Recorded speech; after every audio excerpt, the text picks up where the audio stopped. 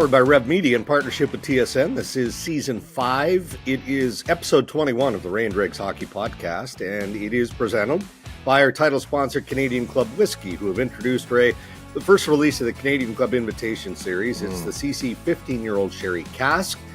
All the hallmarks of classic Canadian Club with the added richness and sweetness of sherry. And as we're about to start the podcast here, I'm kind of more impressed with you to this point of Season 5 than I have been for maybe all 5 episodes or all 5 seasons. Reason being, I'm in Seattle, so we're taping this at 6:17 a.m. Pacific time. Right. And you know, you can hear it. I'm gravelly. And I didn't get to bed that late. It's amazing what a 3-hour time change can do to your body. See? So the fact that you do this multiple times a month is very impressive. Very impressive. Well, because sometimes, like, you have to walk all the way from the kitchen to the office, like, with your coffee, right? Like, the whole way before we start. So that's, you know, you really grind it out at home there. So, you know, it's quite impressive. The one thing I was, really impressed was, like, you got through the airport, you don't travel much anymore. You're on time. You're at the meetings. You're up. Yesterday, you sent headlines early in the night, which is quite a veteran move, knowing that there was going to be no recovery from whatever time you went to bed to. Yeah. What have you been up, like 6 minutes, 7 minutes? No. Yeah, at 6 a.m. the alarm went off. So, I'm not as spry as I once was. Back in the good old days when you had to do the radio hits first thing in the morning, I mean, all you needed was 5 minutes. Just splashed a little water on the face, maybe, have your coffee real quick, and then away you go. 15 minutes was a little eager. You almost need more. I need a bit more, yeah. And by the way, so not to throw Chris Johnson, a good friend of ours, under the bus, he picked a restaurant. It was like something in Carpenter in Seattle. So busy day yesterday at the Board of Governors meetings, and talk about first world issues. I had a little bit to eat in the morning, nothing all day. So by the time the meeting wrapped up, I was hungry. I was hangry. Right. Let's get going here. The Uber driver drops us off 6 blocks from the restaurant, and it's raining. So you can imagine how. Wait that a minute. goes. What kind of Uber driver is that? Like, did he just say, "I'm done"? Well, he just said, "Yeah, it's right there." Well, it wasn't right there. We pile out of the Uber, and we've got to walk 6 blocks in the rain. So now we're wet. Okay, not that big of a deal. We get there. It's a tapas restaurant. So you're not like, you're getting steak tartare and like calamari, like 3 nibbles. That didn't little do it, nibbles. I'm like, again, this is how well we know each other, but I'm like, I'd love to see Ray's face sitting down in this restaurant. But see, you know what your first mistake was letting CJ pick the restaurant, because he's a foodie. Yeah, he is a foodie. Yeah. So he would have researched this for taste and presentation, and you just want a plate of food. Yes, right? Well, that's exactly what it was. Yeah. By the way, are you a sushi guy? I am. Yeah, and that was one of the restaurants that was recommended. And let me give you one. I vetoed, but I did. Yeah. Let me give you one. Walk out of your hotel. Yeah. Turn right. Okay. Walk 50 steps, and it's right on the corner. Oh, no kidding. Very, very solid. Very solid. Right. And actually, the hotel lobby restaurant, like the restaurant is pretty solid as well, apparently. But it is. But they're not giving it away there. I'll tell you that. No. And for you coming in there, they're like, "I did a special price for you, sir." Exactly.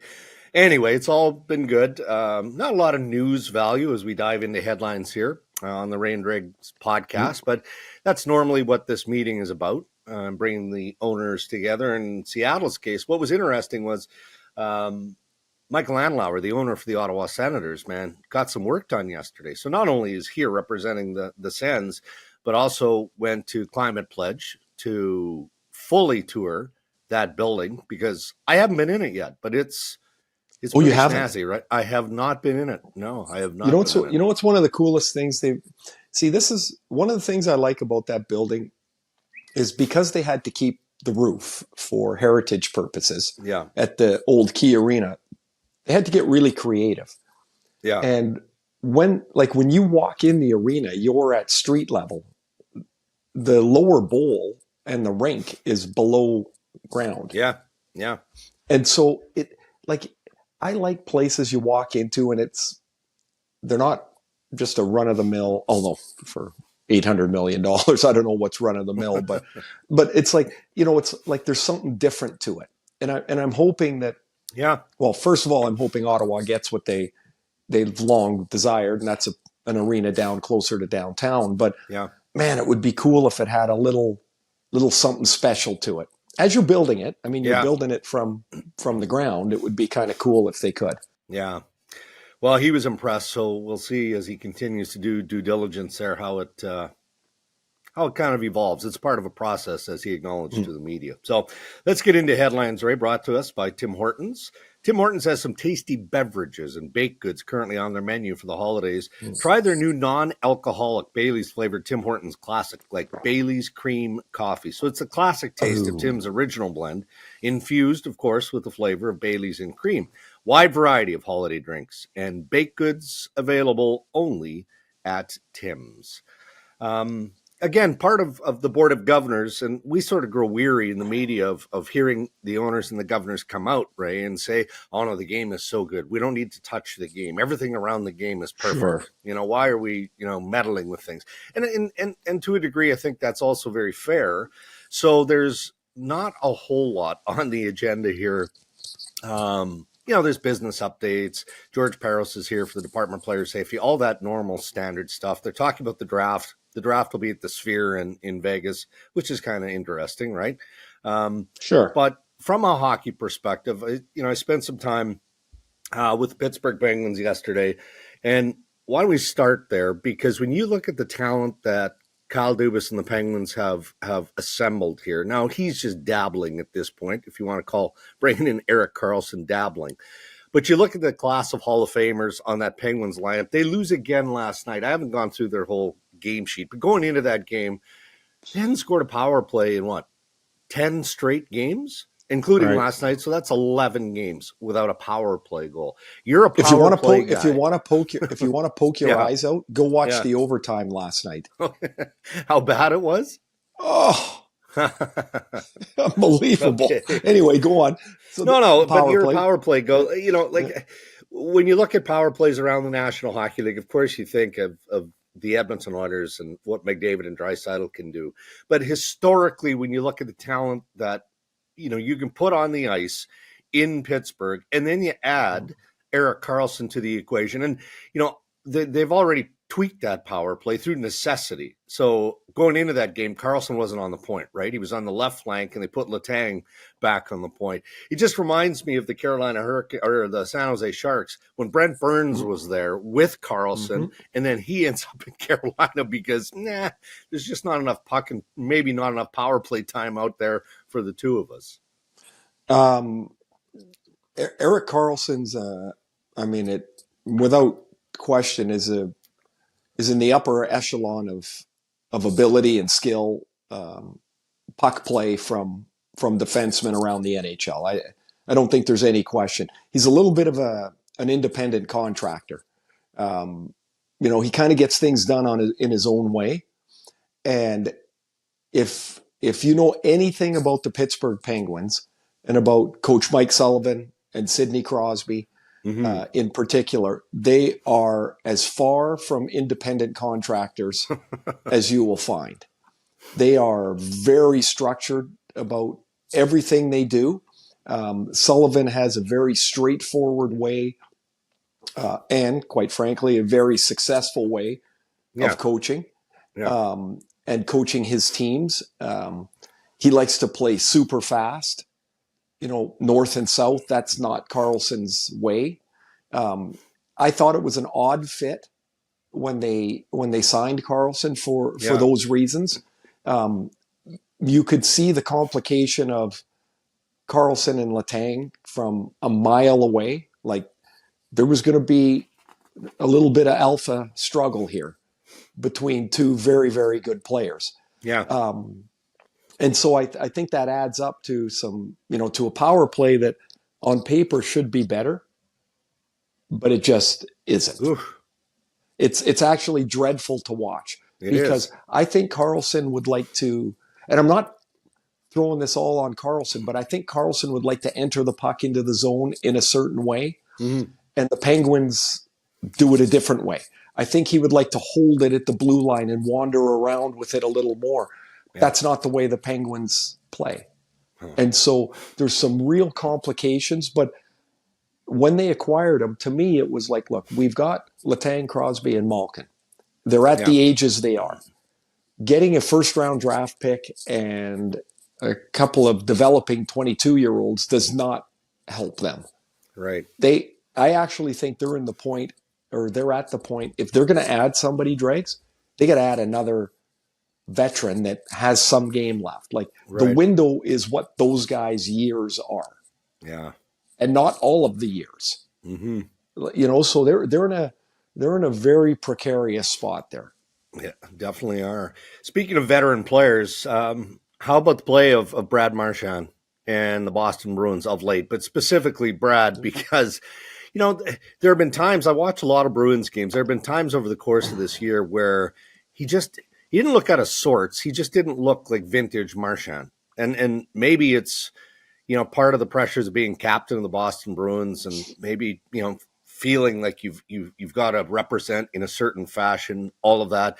You don't see the pest in him all the time, which is probably a good thing. I mean, he's obviously better on the ice than he is in the penalty box, but scores a huge goal in overtime against the Maple Leafs. Of course he did. Why wouldn't he? That's pretty much what he's there for.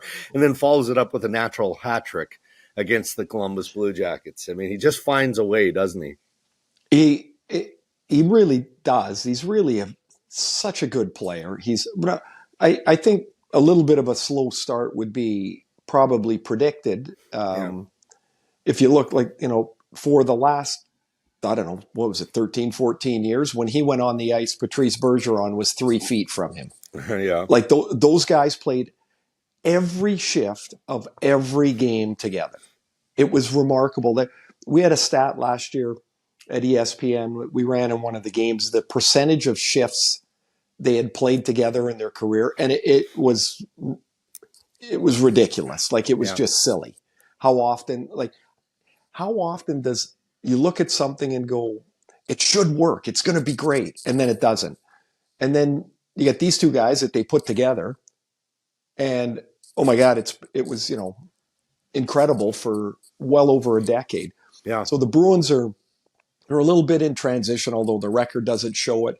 The center ice position's a little bit of a jumble with Patra and Zaka and Charlie Coyle. And so none of them are quite the same. And he's getting older. Like he can't be a pain in the ass every shift. I think I identify a little bit with that as you get older. It's like you just can't. You just don't. You don't have the energy to be pissed off all the time because you can't use all that energy. You need it to play. Yeah. And so I like watching him play because he's so, I think one thing that gets overlooked, Dregs, with him, he's so smart. He is smart. Like when he's got the puck and there's nowhere to go, he's so confident in himself. Like he still holds it and he's still going to make a play out of it. As for the overtime goal, first game back in Toronto after the hit on Timothy Liljegren, and that was a big talking point for the Leafs. That was never going to happen again, and the building can't stand him. And then the little bugger scores the overtime winner again, and just stands there and takes it. Loves it, just loves it. And then, the Bruins had played pretty poorly for 10 days. Yeah, and they went in, and all of a sudden they lock it down again, and then he gets 3 in Columbus, and man, they just keep rolling, and he's at the front of it, man. He's still a very, very good player. So as you mentioned, I got the suggested headlines into you early yesterday. I was just kind of sitting around waiting for the meetings to wrap up here in Seattle. And then you bounced back an hour or two later and said, hey, we got to talk about Arizona. And Right. instantly I'm like, ooh, like, because they're trying to build a new building? Like, what are we talking about Arizona Right. for? And it was because they're laying a beat down on the Washington Capitals last night. You know, the level of disrespect that's been thrown at the Coyotes organization is well deserved, you know, over their foibles off ice over the years and whatnot. But quietly, this team has pushed itself into the conversation, hasn't it? Like in terms of what they're capable of and clearly the direction that they're going. They're well coached. There's a lot of things to like now about this team. Well, I got a question for you. How many hockey stories have you reported on in the last decade out of Arizona versus the number of land acquisition arena stories out of Arizona? Right. Like it'd be heavily everything's tipped. Yeah. Yeah, it's the same story all the time with a new city and a new rink and a new this and a that. Oh, yeah, they still got a team. They're playing in a frickin' college rink that they haven't even been able to sell out some games this year. They're really good. They're a very good team. I bet you, well, I can't even give you a percentage, but wouldn't know that Andre Tourné is the coach, and he's a really good coach. He is.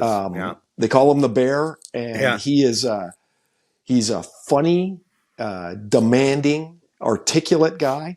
He's got a really direct way. They've blown out every player out of there and taken back every young player on the planet. Well, some of those young guys are starting to hit, right? And this is so they're 13-9-2. They got a 5-game winning streak. They've beaten the last 5 Stanley Cup winners in that 5-game winning streak. First time in history. Yeah. And so I turn on the game because I got Washington later in the week. They're sitting out Evgeny Kuznetsov. So I want to watch it. I send a text to Matt McConnell, the play-by-play voice, halfway through the period. I'm like, save your voice. They're going to get 10 tonight. It was unbelievable. Yeah. I got to be honest with you. I didn't know much about Michael Carcone before this year. He was signed as a free agent by Vancouver in, I think, 2016. And then he got traded to Toronto for Josh Levo.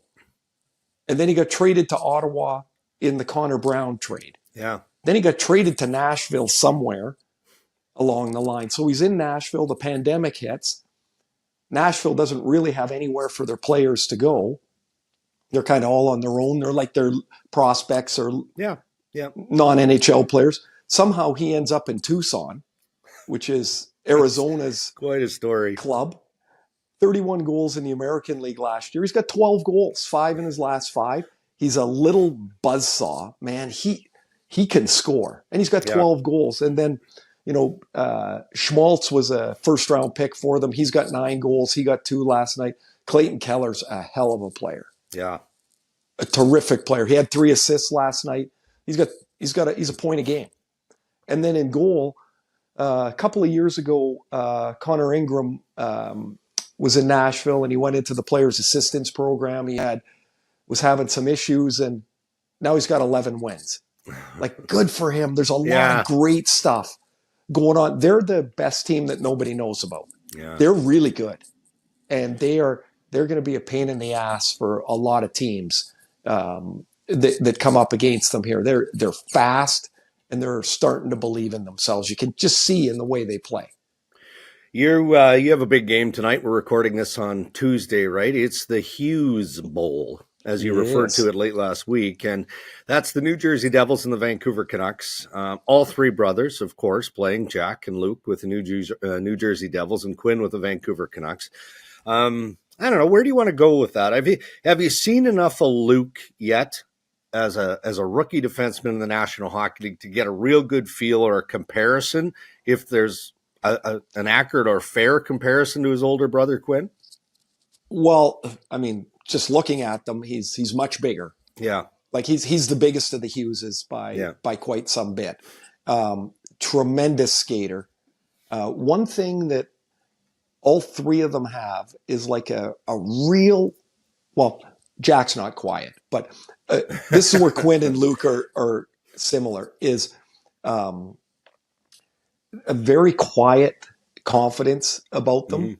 Like they're they're really sure of themselves, yet they don't, they don't have the flair of Jack. Jack's the middle kid, right? Yeah. So he's got middle kid thing. Yeah. So he's going to make sure. And so like Luke is going to be a terrific player. He really is. I saw him in his first couple of games last year. They dropped him into the playoffs, and you're like, oh my God, like that's a pretty tough spot. Well, he was carrying the puck. He wasn't just throwing it away. He was, he covers a lot of space, and he covers it easy because he skates so well. With kind of cool. I saw a couple stories yesterday. He's never played against Quinn before. So this is going to be a first for them. I guess when they were kids, and this makes sense because Luke's the youngest, Jack and Quinn always used to stick him in net. They always wanted him to be the goalie, but his mom was saying, Ellen said in an interview yesterday, but he was lousy. So he was no good. So they didn't want him in goal anymore. So he became a defenseman. So who played net? Ellen? They probably, put you know Jimmy how that is. Jimmy, you're in net. Yeah, Dad, you're exactly. in net until you're too sore to take the shots anymore. So what an unbelievable moment for them to have all three boys on the same ice. Tonight here in Vancouver, and it's I'm really looking forward to it because they say the same thing, we're all cheering for each other, and but it's in the game, and we're trying to win, and but it would be impossible not to sit on the bench and watch your brother play and go, this is really cool, man. Do you see the New Jersey Devils? I mean, they're going to claw back to some degree. So maybe I'll phrase the question a different way. How surprised are you that this team has struggled the way that they've struggled to this point, past the quarter mark? Well, I'm not really. No. I thought they would take a little bit of a step back after a great year last year. But if you want to see what the problems are, take a look at the goaltending chart, top to bottom, and then turn it over, and you'll find New Jersey. Their goalies stink this year. Like it's. Watching New Jersey and Carolina, their goalies are 31st and 32nd in the NHL. Like, it's remarkable. It's hard to win that way. They're very good teams. And you know what's pretty interesting? I did a Carolina game last week. They lost at home to New Jersey. They gave up 16 shots and lost 5-4. They had 45. Oof. And before the game, Rod Brindamore said something. The head coach in Carolina said something that Lindy Ruff, the coach in New Jersey, said after their loss the next night to San Jose, 6-3. He's like, they're not bad goals, but you got to stop one or two of them. Yeah. Like they're just not getting an extra save anywhere. And whether it's Akira Schmid or Vitek Vanacek, I think it'll be Vanacek tonight because Schmid played the last game and gave up 5 on 17 to San Jose. Like, there are some teams here with some extra goalies around that are probably starting to lick their chops a little bit and go, these teams aren't going to sit with their goalies forever. Like, they either got to get it turned around or you're in danger of giving yourself a bigger headache than you need to. Yeah. I mean, you had a good idea yesterday as we were prepping for the podcast. Andrew Raycroft is going to join us on Thursday on the podcast. He's a commentator with the Boston Bruins, obviously a fairly accomplished NHL goaltender in his career, but I don't understand that position well enough. Hopefully he'll take us not only into the world of two pretty good goaltenders in Boston with Ullmark and Swayman, but as you point out, look at Carolina and everything they've gone through, the New Jersey Devils, all the teams that have struggled, Edmonton in goal, and the significance of that position. And, the fact that, I don't know, look around the league, right? It's not like you can just pick up the phone and say, okay, well, I'm going to try this guy because maybe he'll stabilize our position. It doesn't work that way. Well, in any I think especially Dregs, this is the biggest problem is each team needs 3 goalies. Yeah. Because if, say you have too much depth that you think a team has 3, like Montreal, everybody's looking at Montreal with Primo and Montembeault, who they just signed, and Jake Allen. Yeah. So say Montreal trades one of those guys, and then one of the next 2 gets hurt. Now you got 1. Yeah. And like it happened so fast. And so if you think about it, you need 96 NHL goalies. There seems to be an issue getting to 96. Yeah. Andrew Raycroft can sort that out for us on Thursday. Yes, and obviously talk about the Bruins and everything they've got going there. How about one more in the Tim Hortons headlines? You want to talk about the Winnipeg and Niederreiter? Or you want to talk sure. I think that's been a underrated good story.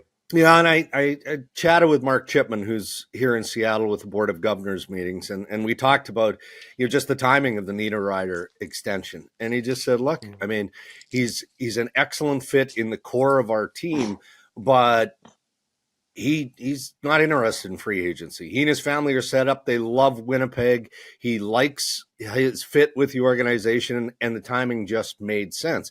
But it only makes sense if you look back at what Cheveldayoff and company have done to this point in extending Connor Hellebuck and extending Mark Scheifele and some of the other pieces. Of course, Velarde getting healthy and all the LA guys coming into the fray.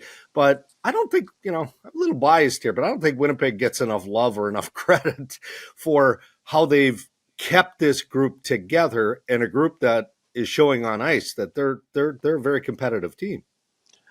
Well, I would say, given the what we see in the Manitoba economy and the way the attendance has been, Winnipeg is not a spot to rebuild. Like the signings of Scheifele and Hellebuck were critical to the infrastructure as well as the team.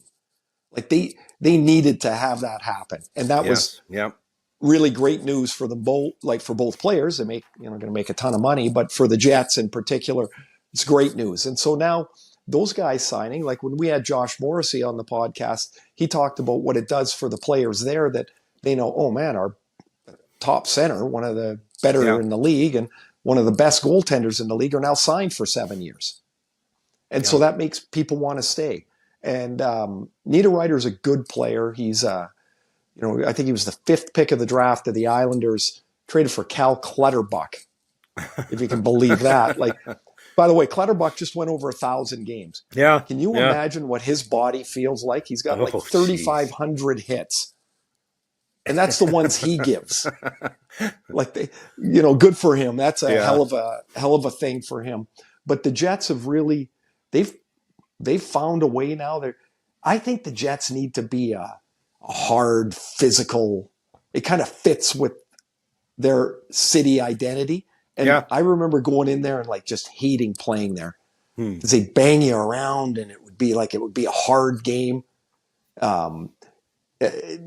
They seem to have an identity carved out right now, and Niederreiter goes with it. I got to tell you one of the funniest things that I saw in an NHL game was in the old Winnipeg arena. Yeah. Remember they had the old picture of the Queen at the end enormous picture of the Queen. Yeah. First of all, that's got nothing to do with the story, but it was at the end wall. Yeah. So Paul Stewart is refereeing the game. Oh boy. And it was always entertaining whether he had anything to do with the game or not, whether he was yelling at the player for, the players to break up a scrum because when I played, we used to just fight, anyway. So Stewie gets hit with a clearing attempt. Okay. He's right by the blue line and he doesn't blow the whistle. He just skates straight across the ice to the corner where the officials used to enter the rink. And they open the door and he leaves. So the linesmen are there and they kind of weakly blow the whistle. Like nobody knows what the hell's going on. He's gone. I guess he's hurt. So everybody's standing around. Nobody really knows what to do. And then all of a sudden the end door opens up and here comes Stewie back on the ice. I guess he was okay. And so we're like, Stewie, is it all right? Can we start? And he's like, just drop the puck. He'd have been grumpy. Obviously it hurt, right? He got hit, but he didn't blow the whistle, and everybody just stopped playing. We're like, "What's going on?" He just left. It was like the guy with the net when you were playing shinny as a kid. Yeah, had to go home, and he just took the net, and we're like, "Oh, now what do we do?" And then we just stood around, and then he came back. It was amazing. We will wrap up headlines with I teased the IIHF decision, and so we'll just get a quick thought on that from you. And the decision is that the International Ice Hockey Federation has made neck protection mandatory for the World Junior Championship, the under-18s.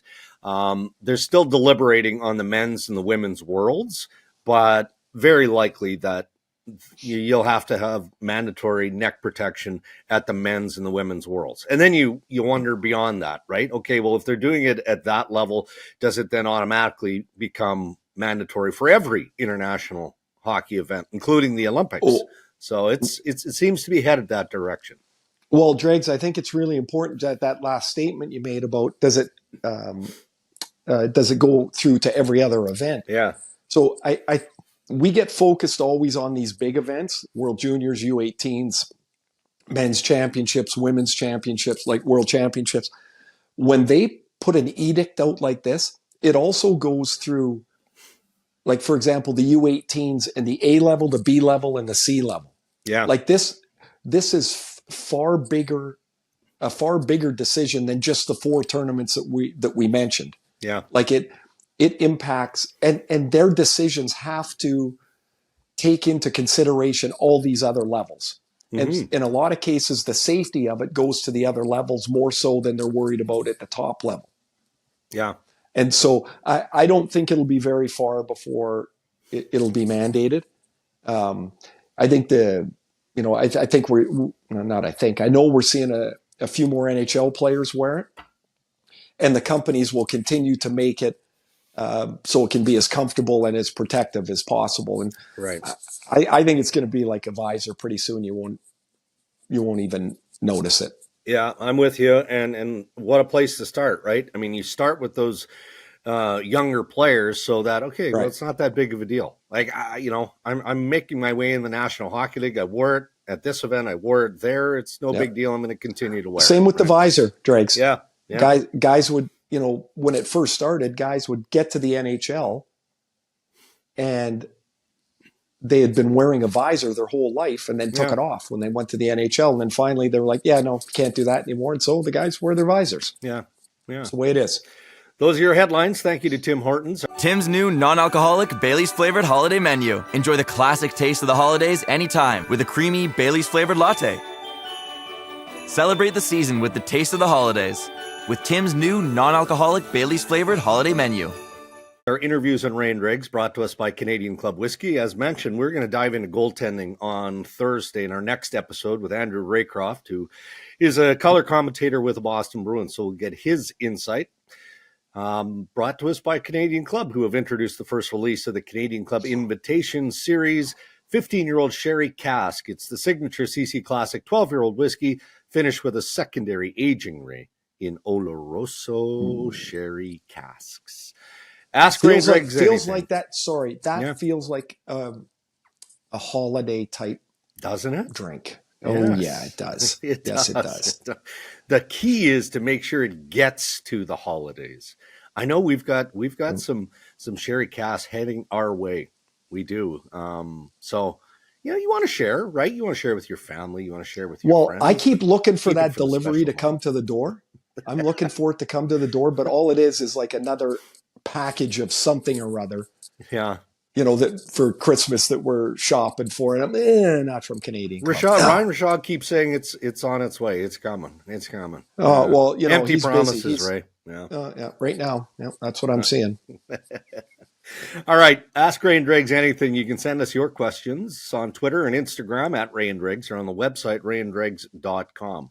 Randine Rashog has sent us a number of questions, some interesting stuff here. So I'm going to start with Al Krentz, who has conjured up the idea of an Arbor Jackeye trade from the Montreal Canadiens, which is interesting to me. I know that was as I was reading it this morning. I'm like, I don't know why Montreal would entertain a trade like that, because he's just a unique individual, right? He's a decent hockey player. He's got that level of toughness that is up there with the best in the league, and he's still very young in terms of experience.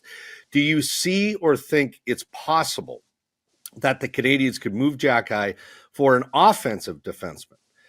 He's obviously a Habs fan. He says, we could use more skill on the back end, and they could certainly use more size and toughness in general.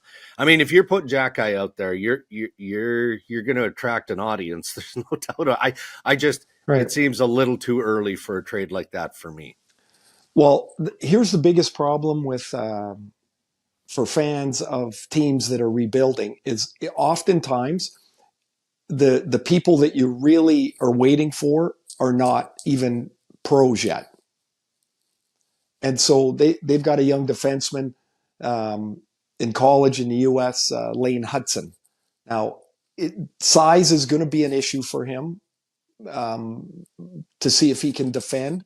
And it sucks for him because it's, I know this too, like everywhere I went, too small, not tough enough, not this, not that. Yeah. And you just have to keep kicking the cans over until they go, oh yeah, you could play, right? He's no smaller than Sam Girard in Colorado, but Hudson is, it'd be a lot to put on him, but he seems to be a pretty outstanding offensive talent. Yeah. And so could he be one of those guys you're looking for? They're in no hurry. There's the other problem.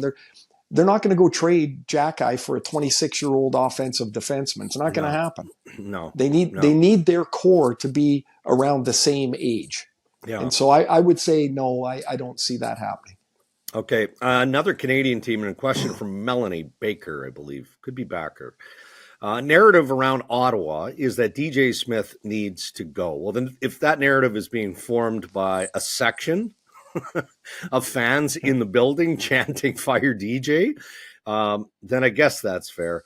Melanie says, right, the Senators lack structure and defensive accountability. Is there a coach available who can do what Jacques Marchand did to the Ottawa Senators all those years ago? And so without scouring through the American League, I guess you could look at the Sens bench. You've got Jack Capuano there. You've got Davis Payne on that bench, two former NHL head coaches. If you want to make a wild connection, and I'm not saying that this guy fits what Melanie's describing here, you do have some history with Steve Staios and Jay Woodcroft, right? Obviously. I mean, Staios spent a couple of years. He knows Jay well. Is it time? And I'll ask you that, but Michael Andlauer was asked about it in the media here in Seattle yesterday.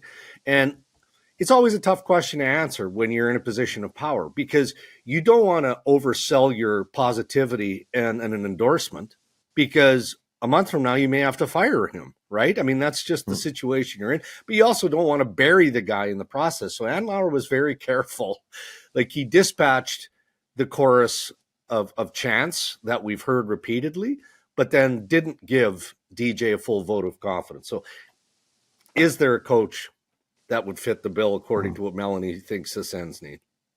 Well, I would be careful about looking for something that worked 20 years ago. Yeah. Because it probably can't work today. I mean, Jacques Martin would probably tell you the style that he coached doesn't work today. No. It just doesn't work. So you would be killing hooking and holding penalties until the cows come home. Yeah. Like there would just there would be no end to the way they coached in that time. It was obstruction. It was holdups. It was box outs. It's penalty today. You know what makes a good coach is a good goalie. You know what Ottawa hasn't had forever? A good goalie. Here we go again. Yeah. Yeah. Yeah. So maybe Andrew Raycroft's got a goalie for us on Thursday that they, it's amazing that, so just look, Carolina and New Jersey, they're at the bottom of the league in goaltending. Mm-hmm. And both teams are really disappointing considering where we think they should be. Yeah. The third and fourth worst goaltending in the league is Minnesota and Edmonton. They fired their coaches. So look, I think, I think the walkway for DJ is probably not very far. Yeah. Like, this gets turned around fast, or you're out of boards to walk on. But man, they could use some goaltending there too. Yeah. Like, another thing gives good structure is good goaltending, because when you break down, you're not fishing the puck out of your net. Yeah. And they give up way too many goals. Yeah. Well, and you mentioned Minnesota. I mentioned Woodcroft and Edmonton, of course. I mean, I love the response from Dean Evison with our buddy Mike It's Russo. awesome. Awesome. Like, I woke up this morning knowing that I'm a good coach. I'm not a crappy coach. Yeah. I know I'm a good coach, and I'm going to coach again. Loved it. So throw his name out there as well. Okay, one more and Ask Ray and Dregs. We'll wrap up from Conrado Padares. Oh, what a golfer. Okay. Okay, he's curious. You started your Canucks broadcast this year in the booth with Shorty, with John Shorthouse. Recently, he's noticed that you've dropped down to your usual spot, Ray, between the benches. As a color commentator, what are some of the biggest differences between the two vantage points and any memorable moments from your time between the benches? There's got to be lots of those. Well, so on the road, I'm upstairs. I'm in the booth. And when I'm at home, like tonight, I'll be between the benches. It's a logistics thing, and I far prefer down below. Mm-hmm. Although I got to say, when I am up top, it's really fun because John Shorthouse is, he's quirky and funny and goofy, and we have a lot of fun. The other thing is, usually you don't have a lot of room upstairs in the booth. You think you would, but you don't. I take up no room. I have like one piece of paper. Most play-by-play guys are like booth hogs. They've got stuff taped up all over the place. Shorty's got one piece of paper. That's it. So the two of us could do the broadcast in a phone booth. It's really kind of funny. As far as down below, I can see things that you can't see from up top. And if you're a play-by-play guy, like I've been really blessed, like they're good. Yeah. They catch things that I can't see. Like sometimes I'll look down the near corner and all I see is a bunch of guys sitting on the bench. I can't see in the corner, so I'm watching the clock. Yeah. Right? And so like the big scoreboard, but the play-by-play guy can see it. Right? So you work in tandem. As far as things that have happened, I mean, I had a coffee beside me one time. Somebody gets hit. The stick comes in, hits my coffee. It goes straight up in the air. It comes straight down, doesn't touch me or anything. Like, I don't know how it was just like, it popped up like a boing. It was right up in the air. Another time, I got to jump in there because there's no door. You got to climb on the boards and jump in. I jump in. I split the ass of my pants about like from top to bottom. So I'm like, how am I going to get out of here? And so I'm in there and I'm like, okay, at least I'm below the board so nobody can see my ass hanging out of my pants. And, so those pants, they died a slow one. You hear some pretty good chirps. Not as many as you used to, right? Like it used to be far more entertaining. You know who I really miss between the benches is Tyler Bozak. Really? Why? Because he was just that sharp? No. We talked about golf before the anthem a lot, and I really miss. So one day I said to him, I go, because his dad played in trail, senior hockey. I go, your dad was one of my favorite players. I go, he was a hell of a passer, Mitch. Yeah. And he's like, yeah, that's what he says. He goes, there's no video. He's older than me. I go, oh, no, he was good. So anyway, we started talking. And one time he had come back from a golf trip at the All-Star break. And then all of a sudden you hear, oh, anthem's starting. And you got to stop. But I miss talking to him. That's outstanding. Very entertaining. All right, busy week for you, right? You've got the Hughes Bowl tonight as we record here on Tuesday. What else is going on? Then I jump on a plane Wednesday, get to Washington for Thursday. Got a game in Washington Thursday. And which, by the way, is not close to Vancouver. No. And then turn around Friday, come back. And so it'll be a busy week. Good. Yeah, we're wrapping up here the Board of Governors meetings today.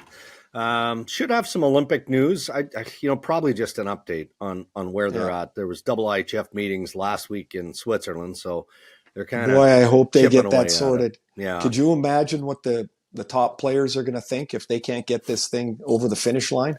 Well, you know what one of the bigger issues is now is, and you won't be surprised by this, they have barely started building an arena in Italy.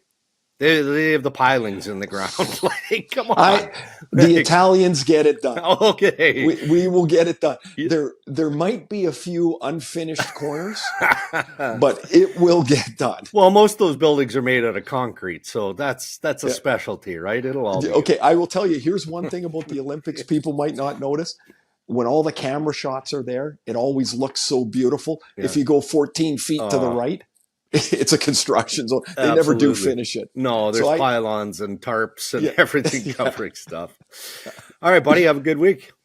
Yeah, you too. Enjoy the rest of Seattle. And remember, out 50 steps, you'll get your lunch there at the sushi place. You'll like it. Okay, that's on the agenda for later today. I'm taking all the decision-making away from Pierre LeBrun and Chris Johnson. I've got it. Oh, too long, their dinners, too. Long. I don't know about CJ. Yeah. LeBrun likes the wine. Yeah, it's a big ordeal. Let's move it along. Get the food in. He paid, though, so I shouldn't throw him under the bus. So it's fine. No, he's welcome every time now. All right, buddy. We'll check in with Andrew Raycroft later this week. Talk to you later this week. Thanks for listening, everyone. Yes, and thank you to the sponsors who continue to support Ray and Dregs. That is Canadian Club Whiskey and Tim Hortons. And yes, thank you for listening, rating, sharing the podcast, and following us on the Ray and Dregs YouTube channel. Until next time, stay safe, everybody.